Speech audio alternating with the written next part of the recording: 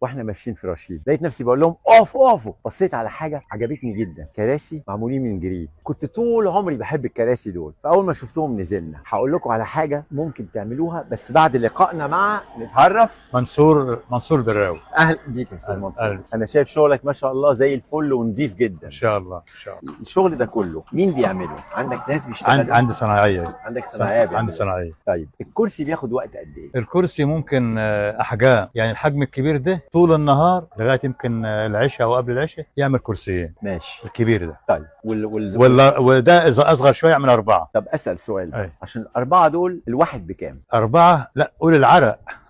عرقه كام هو شغال معايا. طب ماشي. انما بالنسبه للبيع والشراء عشان اكل عيش والمحل ده له ايجار. أيوة. ماشي ده ومشالات وبتاع ببيعه 120.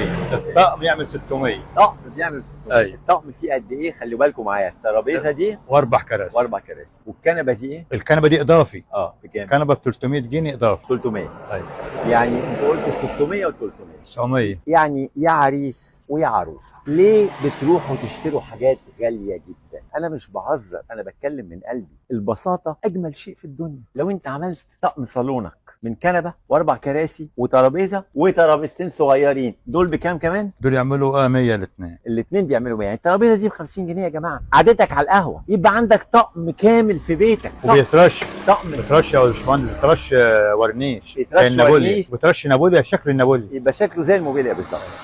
انت بقى يا عروسه يا ست البيت، عليكي تختاري قماش حلو، تعملي شلته بظهر جميل، ويبقى عندك صالون. كل الصالون مكلفك 1000 جنيه، والكسوه بتاعته قولي 500 تانيين، بدل ما تروحي تدفعي قد كده عندك بيتك. صح. وفي سراير اوض نوم، في سراير نفر، وشايف سفره جميله، وسراير اوض نوم، وسراير نفرين ونفر. طيب السرير النفرين بكام؟ سرير نفرين يعمل 600. 600. وسرير النفر يعمل 350. والله يا جماعه انا مش مصدق الاسعار. ده كمان بعد ما الجريد غلي، ده قبل كده كان ارخص. كان ارخص. ايوه صح كان ارخص. لكن دلوقتي ثمن برضه معقول جدا. معقوله في حته في الدنيا السرير ب 300 جنيه؟ يعني حاجه. وفي مكاتب ضخمه بتحط في الصاله، مكتبه كده زي البار كده خد بالك، وبنعمله سراحه ناقصه المرايه. بس المرايه خلاص يجيبوا المرايه. في حاجه ثانيه عايز اسالها. طيب ترابيزه السفره الكبيره اللي بكام دي؟ ديت بتطلب تبع الزبون، عايزها علو بارتفاع بمقاسات. انا عاملها 200 و10 سم او 20 سم. كويس. دي مطلوبه. حضري المفرش بس ما دام كده عشان يكفي ال 210. 200 و10 سم. ودي بتتباع بكام؟ ديت بالنسبه لارتفاعها طلب هو الزبون 75 سم ارتفاع. كويس. دي عامله 700 جنيه. 700 جنيه والله.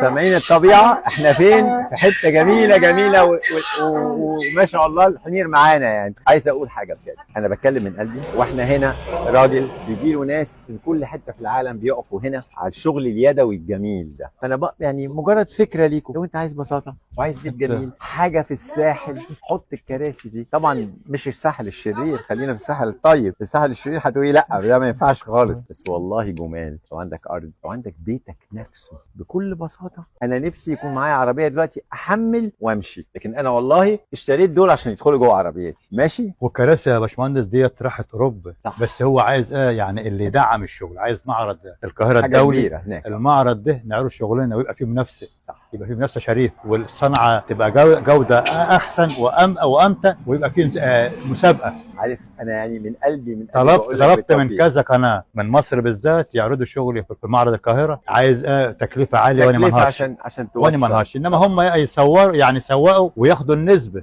انا معيش 60,000 جنيه ادفعهم في مساحه صغيره في المعرض. حبيت اوريكم قبل ما امشي الشغل لما يكون متفنش خلاص فينيش، يعني اتفرج عليه متلمع كده شكله ايه. وتخيل ده يكون في بيتك ابسط من البساطه. وعلى البساطه البساطه، ويا عيني على البساطه والصبوح. نقول لك بالتوفيق يا رب ان شاء الله باذن الله. تشرفنا. لا والله المكان ده يا باشمهندس، المكان ده دخلوا يعتبر اوروبا بالكامل. سامعين؟ ماشي. وعندك استراليا، وعندك اكتر من 30 ولايه يترددوا عشان قلعه قايتباي يقدروا يشوفوا الشغل ويتعزموا عندي. قلعه قايتباي هنا على طول يا جماعه. ايوه هنا قدام بيننا وبينها بتاع 400 متر او 500 متر. فان شاء الله باذن الله ربنا يدعمنا من عنده ويجعل الرخاء عشان نتفتحوا في العمل. يا رب يا رب.